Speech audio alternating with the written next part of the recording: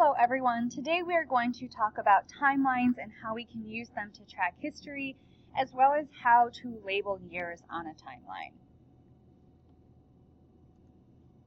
So timelines are the tools of historians, and historians are people who study events in the past. And the timeline is one of the most simplistic tools that we can use to study our history because essentially it is just a line that is marked off with a series of events and the dates on which they occurred. At the bottom of your screen you can see a picture of a timeline. This is one for Southwest Asia, and it lists out several key events during the history of that part of the world and the years that they occurred in. Now, when we specifically talk about uses for timelines, historians use them to put events in chronological order. And chronological order is when events are listed in the order in which they occurred. There are two examples of chronological order on the screen. On the left, you have a listing of events during a person's day. So the person first woke up at 5 a.m. and then they left for work at 6:10, and then they arrived at work at 6:50, and then they ended their work day at 4:30, they ate dinner at 6:30, and then they went to bed at 10:30 p.m. So that is chronological order, listing from first thing they did to the last thing they did that day. In the second example, you can see that it covers a few more years, and it has the person's birth year listed, I should say, so 1993, and then they finished middle school in 2008, and then they graduated high school in 2012, and then they graduated college in 2018. And again, that's still chronological order because it's the furthest back event happening up to the most recent event. Timelines are unique in the fact that they are very flexible because they can cover really any amount of time. They could cover a singular day, a year, a decade, a century, a millennium, or really any other amount of time. A decade is 10 years, a century 100, and a millennium 1,000. If you see the word period when we're talking about history and timelines, it's just a length of time that's singled out because a specific event happened during that number of years or a development that happened during that time. You could also see words like epoch or era, and we can really use periods to further organize and describe human activities. This is a timeline of history to do with dinosaurs, and so if you look, you can see how many millions of years ago the periods took place on the right hand side, and then it's listing out the different periods in history there. And so we have like the Jurassic period, Cretaceous period, and all of those here are listed into the Mesozoic era. So this is kind of an interesting look at a timeline because it doesn't just have to do with humans, it can be really any events that were taking place. To further talk about organizing time, we do divide the past into two parts, prehistory and history.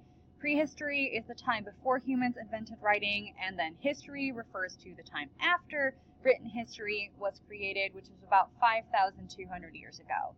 We do organize history into two sections. So the first section are the events that took place prior to the birth of Jesus Christ, and then the second section are the events that took place after. The years before Christ on a timeline are labeled BC because that stands for before Christ, and then the years after the birth of Christ are labeled AD because that stands for the Latin phrase Anno Domini, which means the year in the year of our Lord, Now, the focus is on that birth of Christ because the calendar that we use now to track time was invented by the Christian religion. Most of the world uses this calendar. It's called the Gregorian calendar. Obviously, not everybody follows that particular religion or religion in general, but it is a commonly accepted way of organizing time, even for people who don't have that particular focus of religion in their lives. However, it is not the only way to label events on a timeline. Taking a look at that, you could see BC, so before Christ, or you could see BCE, which stands for before Common Era. This is something that was created because, like I said, not all people agree on even when Jesus was born, or they don't want to focus on that particular aspect in history to divide time. And so there was a slightly different way of organizing and labeling dates on a timeline that was invented that we now see, which is the before Common Era, and then we'll see Common Era here in a minute.